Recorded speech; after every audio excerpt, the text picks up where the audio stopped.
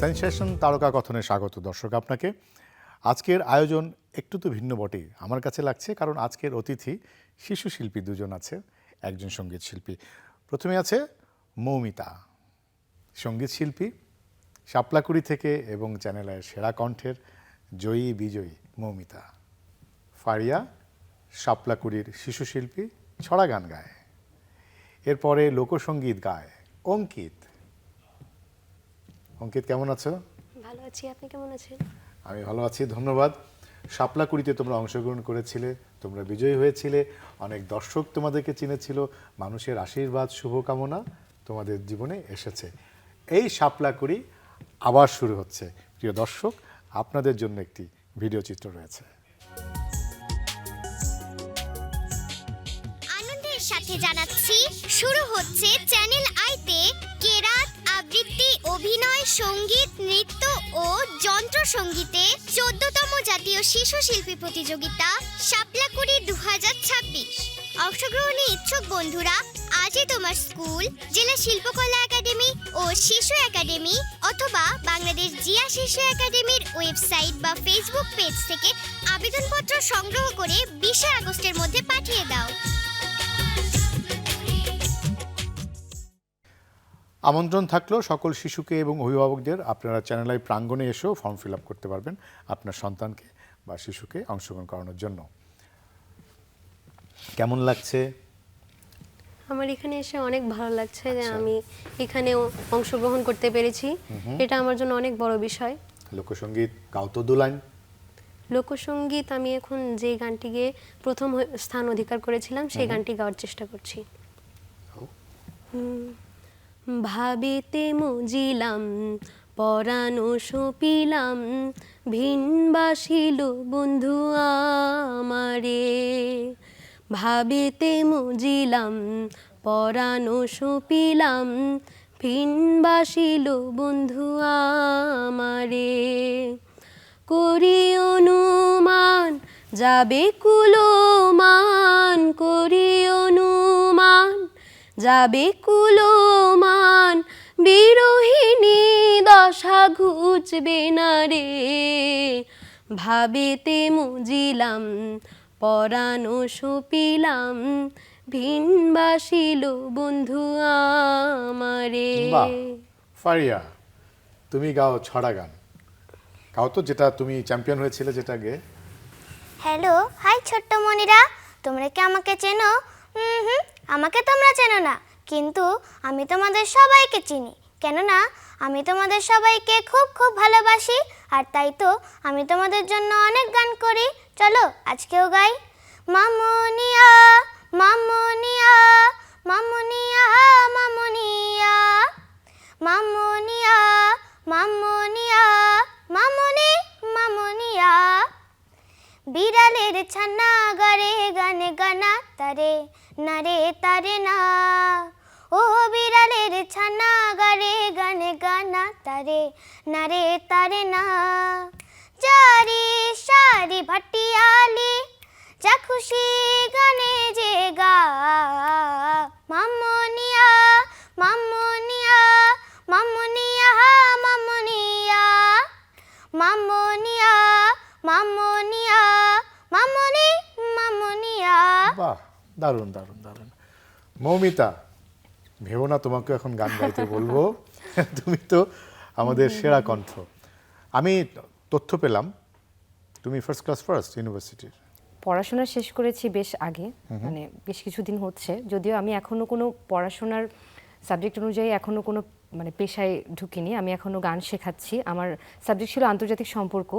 যদি সবাই বলেছে যে আন্তর্জাতিক সম্পর্কে এত ভালো সাবজেক্টে পড়াশোনা করে এত ভালো রেজাল্ট করে আমি কেন গান, মানে শিক্ষকতার ক্ষেত্রে আমি গানকেই বেছে নিয়েছি। আমি অনেকগুলো বাচ্চাকে গান শেখাই, বাংলাদেশ জিয়া শিশু একাডেমিতে শিক্ষকতা করছি আমি। আমার কাছে ওই প্যাশনের ব্যাপারটা এমনভাবে মাথায় ঢুকে গেছে যে এই লুপটা থেকে আমার মনে হচ্ছে আমি বেরোতে পারছি না, আর বেরোতে চাইও না। কারণ এই যে গুড সোলদের সাথে থাকা, এই যে গুড এনার্জিটা পাওয়া, পজিটিভ এনার্জি পাওয়া, আমি বাচ্চাদের সাথে থেকে যেভাবে আমার কাছে এখন আমি মানে ইউনিভার্সকে যেভাবে দেখি বা আমার দৃষ্টিভঙ্গি যেভাবে পাল্টেছে বা আমার মানুষ হিসেবেও আমার মূল্যবোধের জায়গাতে যে পরিবর্তনটা এসেছে একমাত্র এটা শিশুদের সাথে থেকে। আমি বুঝতে পারি যে এখন যে শিশুদের নিয়ে যারা কাজ করে তারা কেন সবার কাছে এত প্রিয়, যেমন আমাদের সাগর স্যার বা আমাদের যে প্রতিষ্ঠানের যে মহাপরিচালক হুমায়ুন ভাই, তো ওনাদেরকে দেখি যে জীবনে এই যে এত প্রশান্তি, যারা বাচ্চাদের সাথে যত বেশি সময় কাটায় তারা বোধহয় ততটাই প্রশান্তিতে থাকেন। এই জন্য আমার কাছে মনে হচ্ছে এই পথটা অনেক সেফ। তারপরও আমার পড়াশোনা যেহেতু একটা ঝোঁক ছোটবেলা থেকে আছে, আমার আছে যে এটা নিয়ে আরো উচ্চতর গবেষণা করার।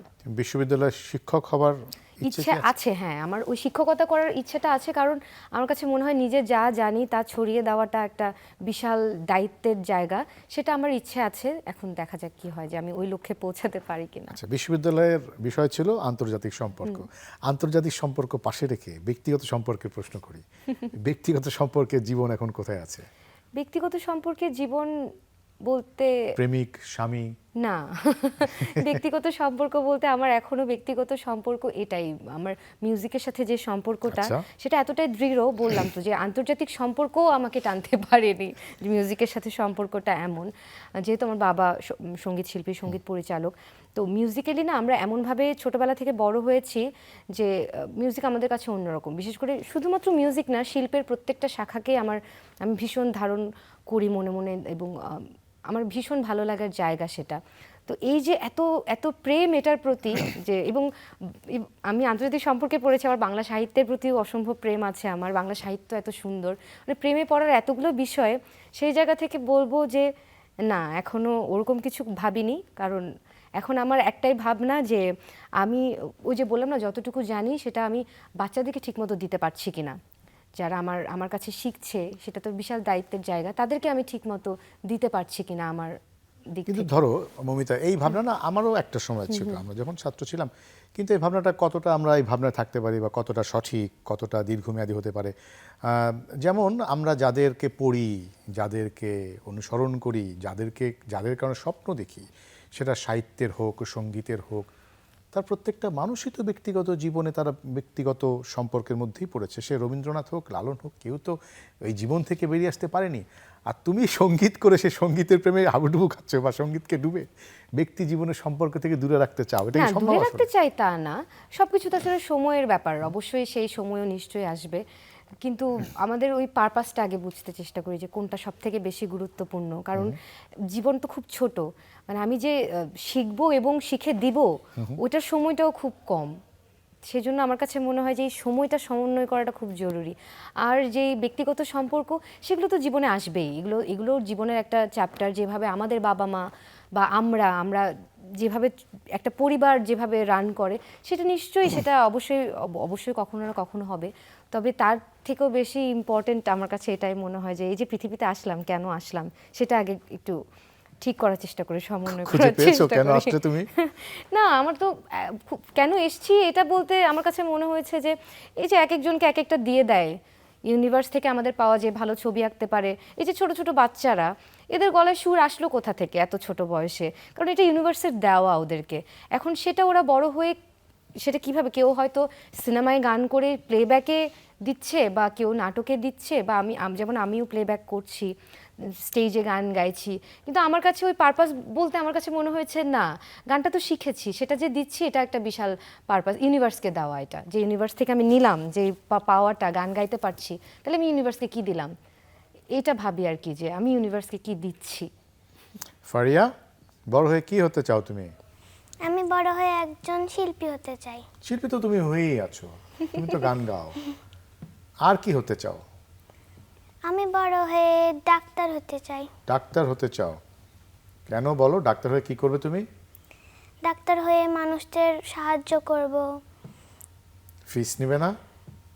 টাকা নেবে না? হ্যাঁ। তাহলে পেশা, ওটা পেশা, তোমার অর্থ উপার্জনের জন্য করবে। আর সঙ্গীত তো চলবে, তাই না? আর অঙ্কিত কি হবে? আমিও সেম ডাক্তার হব।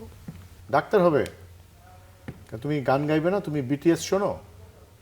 কোরিয়ান গান শোনো? না। জাপানিজ গান শোনো? না। শুধু লোকসঙ্গীত? না, ও খুব লোকসঙ্গীত- নজরুলের গান, ও সব ধরনের গানই গাইতে পারে, ইনফ্যাক্ট দুজনই। ওকে, এরা দুজন কি তোমার স্টুডেন্ট? হ্যাঁ, ওরা দুজনই জিয়া শিশু একাডেমির শিক্ষার্থী এবং ওদেরকে গ্রুমিং করার সুযোগ হয়েছিল আমার। ইভেন ওদের কম্পিটিশনে খুব সৌভাগ্যবশত আমি জাজমেন্টেও ছিলাম, তো ওদেরকে সেই শুরু থেকে আমি দেখছি।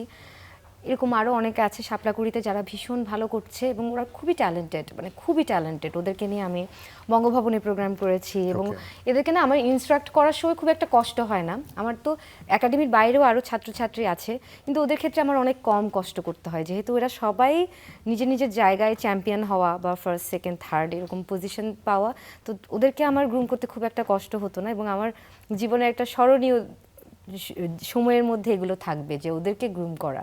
ওরা ভীষণ ট্যালেন্টেড, তোমার ভীষণ। চোখ দুটো না ভয়ঙ্কর সুন্দর। Thank you, thank you. কি লেন্স পরানো হয় তো? লেন্স পরা অবশ্যই, আমারটা পাওয়ার লেন্স যদিও। আচ্ছা, এবার তোমার গান শুনবো 2 লাইন। আমি আমি যে গানটি এখন করছি, গানটা একটা চাকমা ভাষায় গীত, একটা গান।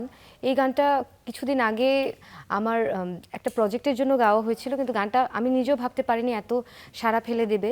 কারণ যেহেতু আমার চাকমাটা নেটিভ ল্যাঙ্গুয়েজ না, আমি খুব ভয়ে ভয়ে গানটা গাচ্ছিলাম যে কি বলে চাকমা সম্প্রদায় বা আদিবাসী সম্প্রদায়, কিন্তু তারা এত অ্যাপ্রিসিয়েট করেছে। এটা মূলত কাপ্তাই বাঁধ নির্মাণের ফলে পাহাড়িদের জনজীবনে যে বিপর্যয়টা নেমে এসেছিল তার প্রেক্ষাপটে গানটা। আমি সেটা ছোট করে একটু শোনাচ্ছি। হর্ণ ফুলি ঢুলি ঢুলি হুদু যে বেহনা যে দুং সাংমুই তসমারে মরে নে জানা। হর্ণ ফুলি ঢুলি ঢুলি হনমুরতুন ইচ্ছস্তুই হন সাগর যাবে মুয়ো যেম তস মারে মরে হি তুই নিবে দেশ দুনিয়া সেদং সাংমুই নগরিস তুই মানা জেদুং সাংমুই তসমারে মরে নে জানা। হর্ণ ফুলি ডুলি ডুলি হর্ণ ফুলি ডুলি ডুলি। এবং এটা কর্ণফুলী নদীকে রিকোয়েস্ট করা হচ্ছে যে তুমি যেখানেই যাচ্ছ আমাকে সাথে নিয়ে যাও, কারণ আমি দেশ দুনিয়া কিছু পৃথিবীর কিছুই দেখতে পাচ্ছি না। কারণ ওরা তো একদম পৃথিবী থেকে বিচ্ছিন্ন হয়ে গেছিল, ওদের অনেক কিছু তলিয়ে গেছে যখন এই কাপ্তাই বাঁধ নির্মাণ হয় পাহাড়িদের। তো এই দুঃখ থেকে তারা এই গানটা যে কর্ণফুলী তুমি যেখানে, আমি দেশ দুনিয়া দেখতে চাই, আমি কিছু শিখতে পাচ্ছি না এই জায়গায় থেকে, আমাকে তোমার সাথে নিয়ে যাও দুলে দুলে। বাহ, কি চমৎকার। একদম। এখন আর কি ব্যস্ত আছে? প্লেব্যাকের ব্যস্ততা কেমন? প্লেব্যাকের ব্যস্ততা যেমন আমি সম্প্রতি আমাদের চ্যানেল আইয়ের একটা প্রজেক্ট আই স্ক্রিনের একটা কাজ করছি, যেটা ওয়ান কাইন্ড অফ ডিডিএল এর একটা ভার্সন আমরা সেখানে দেখতে পাচ্ছি। সেখানে আমার 2টো গান থাকছে। এছাড়া বিগত সময়গুলোতে অনেকগুলো নাটকে আমি প্লেব্যাক করেছি, ওয়েব সিরিজে করেছি, তারপর আমি অনেকগুলোর জন্য অ্যাওয়ার্ডে নমিনেশনও পেয়েছি। এগুলো আসলে কি বলবো, আমি ছোট ছোট প্রাপ্তি হিসেবে দেখি, এগুলো যোগ করলে যদি কখনো একটা বিশাল মালা তৈরি হয়। শুভকামনা থাকলো, মালা অনেক বড় হোক। হবে, হচ্ছে কি ফারিয়া, মন খারাপ কেন? না, আমার মন খারাপ না। মন খারাপ না? তোমার প্রিয় ছড়াকার কে? তুমি তো ছড়া গান গাও, জি। তো প্রিয় লেখক কে, যিনি ছড়া লেখেন, ছড়াকার বলতে পারবে? কোন ছড়াটা তোমার সবচেয়ে বেশি ভালো লাগে? আমার মামুনিয়াটাই বেশি ভালো লাগে। মামুনিয়াটা, কারণ এটা গিয়ে তুমি চ্যাম্পিয়ন হয়েছিলে সেজন্য? আর কি ছড়া গান ভালো লাগে বলো? আমার দেশের গানও খুব ভালো গায়। আমার আরো অনেক গান আছে, আমি ছড়া গান পারি আরো অনেক। তার মধ্যে আমার হরিণ হরিণ এটা বেশি ভালো লাগে। তুমি আমাদের খালামণিকে চেনো? আমাদের এসো গান শিখে একটু অনুষ্ঠান হতো একটা সময়ে, হ্যাঁ, ফেরদৌসী রহমান আমাদের গান শেখাতেন, হ্যাঁ, চিনি, মিঠু মন্টি ছিল, এটা দেখেছো কখনো? আমরা অনেক ছড়া গান সেখানে শুনতাম। ওদের হয়তো দেখার সুযোগ হয়নি, আমরা সুযোগ। দেখেছি। তাহলে ওদের তুমি যে খালামণি ছড়ার আমি, কথা বলেছিলে, ওরা আমাকে দেখেছে, আমি খালামণি ওদের। তুমি তাদের খালামণি, হ্যাঁ, তোমাদের খালামণি। ওই যে আমি খালামণি ওদের। বাহ, দারুণ। তাহলে তুমি আরেকটা ছড়া গান গাও। গ্রীষ্ম বর্ষা শরৎ হেমন্ত শীত বসন্ত, ছয়টি পাখি ছয়টি রূপে এসে বাংলাদেশে, ছয়টি সুরে করে ডাকাডাকি। গ্রীষ্ম বর্ষা শরৎ হেমন্ত শীত বসন্ত, রোদে পুড়িয়ে হাওয়ায় উড়িয়ে গ্রীষ্ম এসে কয় নতুন পথে চলতে হবে, ভাঙিয়ে দিলাম ভয়। রোদে পুড়িয়ে হাওয়ায় উড়িয়ে গ্রীষ্ম এসে কয় নতুন পথে চলতে হবে, ভাঙিয়ে দিলাম ভয়। বৃষ্টি নূপুর পরে বর্ষা এসে, বৃষ্টি নূপুর পরে বর্ষা এসে মেঘের কাজল দিয়ে সাজায় আঁখি। গ্রীষ্ম বর্ষা শরৎ হেমন্ত শীত বসন্ত। বাহ, কি বুঝতে পারছো তো? এরপরে প্রশ্ন আর কথা কোন দিকে যাবে, কার দিকে যাবে? অঙ্কিত কি, সে কি গান গাইবে না অন্য কিছু? তুমি একটা কৌতুক বলো না, পারবে? গানই গাইতে পারবে? তোমার প্রিয় গান কোনটি বলো, তুমি যেটা চ্যাম্পিয়ন হচ্ছ ওটা বাদে। আমি অল কাইন্ড অফ সব ধরনের গান গাওয়ার চেষ্টা করি, কিন্তু আমার লোকসঙ্গীতটাই বেশি ভালো লাগে। এই যে খালামণি যে বললো নজরুল গীতি ভালো গাও, নজরুল সঙ্গীত ভালো গাও, গাইবে একটা নজরুল সঙ্গীত? এখন কোনটা গাইবে? মেঘের ডমরু ঘন বাজে। গাও। মেঘের ডমরু ঘন বাজে, মেঘের ডমরু ঘন বাজে, বিজলি চমকায় আমার বনু ছায়ে, বিজলি চমকায় আমার বনু ছায়, মনের ময়ূর যেন সাজে, মনের ময়ূর যেন সাজে, মেঘের ডমরু ঘন বাজে। বাহ, দারুণ। মৌমিতা, শিশুদের এই যে সংস্কৃতি চর্চা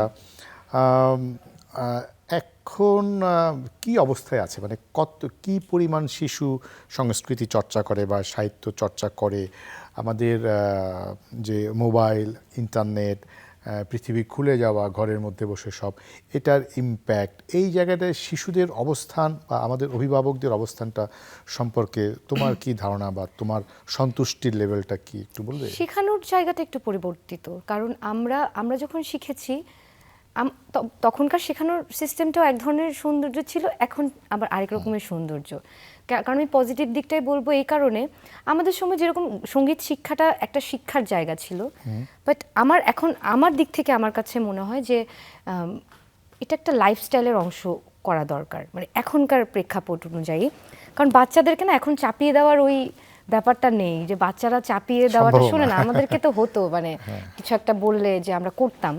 তো ওই জন্য আমার কাছে মনে হয় শেখানোর পদ্ধতিটা একটু ঘুরিয়ে, এটা আমি আমার দিক থেকে করেছি, যে আমি বাচ্চাদেরকে বোঝাতে চাই যে এটা লাইফস্টাইলের একটা অংশ এবং মেন্টাল ওয়েলবিংয়ের ক্ষেত্রে এটা অনেক বেশি কাজ করে, এবং কমিউনিকেশনের একটা সবথেকে দুর্দান্ত মাধ্যম হচ্ছে মিউজিক। যে আপনি একটা কথা বলছেন, সেই কথাটার সুরে এক্সপ্রেস করা, এটা একটা অন্য রকমের ব্যাপার। শিশুরা যখন এটা শেখে তাদের কমিউনিকেশন স্কিল অনেক বেশি স্ট্রং হয়, এবং যেটা বলছিলাম মেন্টাল ওয়েলবিংয়ের ক্ষেত্রে মিউজিকটা কতটা কাজে দিচ্ছে এই জিনিসটা বোঝানোটা সঙ্গীত শিক্ষকদের দায়িত্ব। মানে এটা আমার ভালো লাগা থেকে করতে হবে, কারণ এখনকার বাচ্চাদের আমরা প্রথমে সাইকোলজিটা বোঝার চেষ্টা করি যে কী চায়। আমার স্টুডেন্টদের মধ্যে এমনও হয়েছে যে অনেকের সা লাগতো না, সুর লাগতো না, কিন্তু ওদের এখন সুর লাগে, যদিও এটা খুবই টাফ, যে ঐশ্বরিকভাবেও সুরটা না পেলে হয় না, কিন্তু অনেকে আবার হয়েছে। এটা কিভাবে হয়েছে সেটা ওই যে শ্রুতি, যে কানে শুনছে বা অন্যদেরটা শুনছে, শুনতে শুনতে এই যে ভালো লাগার ব্যাপারটা, আমি তাকে যে পারছে না তাকেও কখনো চাপ দিয়ে বলিনি যে তোমার হচ্ছে না, যেটা আমাদের গুরুরা করতেন, খুব অপমানজনক কথা বলতেন, এবং ওই অপমানটা যাতে হতে না হয় ওই জন্য আমরা শিখে যেতাম। কিন্তু এখনকার বাচ্চারা অপমানটা নেয় না, সে দরকার হলে ওই টিচারের কাছে আর আসবে না।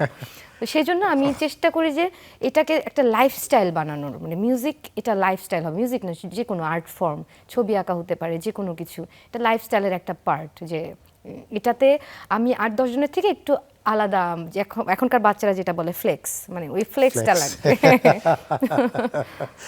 ফ্লেক্স, বাহ, তুমি অনেক শিশুদের সঙ্গে মেশো, এটা বোঝা যাচ্ছে।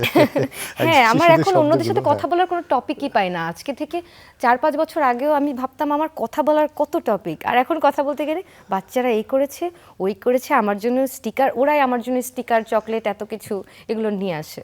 ওদের সাথে মিশে মিশে আমি অনেক, দেখা যাচ্ছে অনেক কার্টুন সিরিজের নামও জানছি, পরে আমি আবার গিয়ে নেটফ্লিক্সে দেখছি সেগুলো। এই যে তুমি শিশুদের সঙ্গে থাকতে পছন্দ করো, শিশুদেরকে বুঝতে আরো চাও, তুমি এনজয় করো, এটা না আরো বেশি বুঝবে তুমি যখন মা হবে। হ্যাঁ, কাজেই যত নিশ্চয়ই। দ্রুত মা হবে তত ভালো। সে সম্ভাবনা কতটা সে সম্ভাবনা আপাতত নেই। দেখা যায়? সুদূর না অদূর? অবশ্যই অদূর। সুদূর। আমি নিজেই শিশু, ও আচ্ছা। আমি নিজেই শিশু, আমাকে না, আমি তো মানে শিশুই ভাবছি, আমি শিশু কনসিডারেশনই কিন্তু কথা বলছি। একটু বড় শিশু আমি। হ্যাঁ, একটু বড় শিশু। হ্যাঁ, আমি ওরা কিন্তু ছোট শিশুর শিশু। সঙ্গেই বসে আছি। আমি কিন্তু ওই জায়গা থেকেই কথা বলছি আজকে শুয়ে। আচ্ছা, তুমি বলে যে টিচারের কাছে বা গুরুর কাছে বা শিক্ষক বা প্রশিক্ষকের কাছে যাওয়ার পরে তাদের দায়িত্বের কথা বললে, কিন্তু তার কাছ পর্যন্ত তো যাচ্ছে না শিশুরা, সেটা আমরা কি করব? সেটাতেও আমি, এটা তো আসলে খুব লেংদি একটা প্রসেস হয়ে যায় আমাদের না। এই প্রসেসটাতে বারবার আমার কাছে মনে হয় যে বাধা আসে, যখনই আমরা দেখা গেল সংস্কৃতিটাকে একটু গুছিয়ে নেই, তখনই হয়তো বা কোনো একটা বাধা আবার আসছে, যেটাতে আবার ছিটকে পড়ছে বাচ্চারা। সেটা বিভিন্ন কারণে হতে পারে, আবার পড়াশোনার চাপের কারণে হতে পারে, আমাদের যে স্কুলের যে কারিকুলাম বা যেই সিলেবাস, আমার কাছে মনে হয় এটাতেও সঙ্গীতটাকে অন্তর্ভুক্ত করাটা এই জন্যই জরুরি, যেটা আমাদের বর্তমান সরকারও চেষ্টা করছে যে এটাকে অন্তর্ভুক্ত করার জন্য। কারণ অন্তর্ভুক্ত করলে কি হয় যে প্রত্যেকটা পরিবারে অন্তত এই ইন্টারেস্টটা আসে একটা, যে এটা বাধ্যতামূলক করা হয়েছে বা এটা শিখতে হবে, শিখতে শিখতেও অনেকের ভালো লেগে যায়, একজনের দেখা দেখি আরেকজনের ভালো লেগে যায়, এভাবেই তো আসলে বিস্তৃতিটা ঘটে। তো ওই বিস্তৃতি ঘটানোর ক্ষেত্রে আমার মনে হয় যেহেতু স্কুলে যাওয়াটা ম্যান্ডেটরি, সবাই স্কুলে যায়, স্কুলে ওই জিনিসটা ভূমিকা রাখতে পারে। যেমন আমি যে স্কুলে পড়াশোনা করতাম, কুসুম কুমারী, ওই স্কুল খুবই সংস্কৃতি মনা ছিল। আমি যখন ক্লাস 6-এ ওই স্কুলে ভর্তি হই, তখন তো আমি কিছু ছিলাম না, কিন্তু ওই স্কুলের প্রত্যেকটা শিক্ষক, প্রত্যেকটা স্টুডেন্ট যারা ছিলেন, সবাই আমাকে ফিল করিয়েছে, স্টার ফিল করেছে আমি স্কুল থেকে, যে আমি অন্যদের থেকে একটু আলাদা গাইতে পারি। এই গুরুত্বটা আমি পেয়েছি প্রথম স্কুলে, আমাকে এই আত্মবিশ্বাসটা দিয়েছে আমাকে স্কুল একটা বিশাল ভূমিকা রাখতে পারে, স্কুল এবং স্কুলের শিক্ষকরা। হ্যাঁ, এটা ওই আমি মাস্টার্স ফাইনাল পরীক্ষায় কিন্তু ভাইভাতে ফুল মার্কস পেয়েছিলাম, কারণ আমি অভিনয় করি।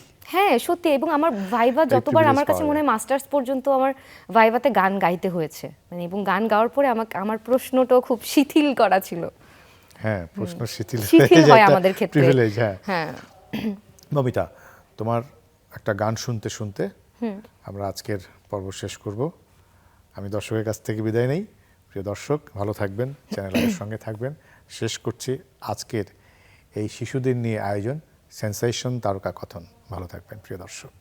যেহেতু বাচ্চাদের নিয়ে কাজ করি, একটা গান আছে যেটা আমার বাচ্চারা আমার থেকে শিখে গাইতে খুব পছন্দ করে, আমার সাথে সবসময় আমাকে দেখলেই বলে মিস একদিন ছুটিটা একটু গাবো, মানে সবাই মিলে গাইতে পছন্দ করে।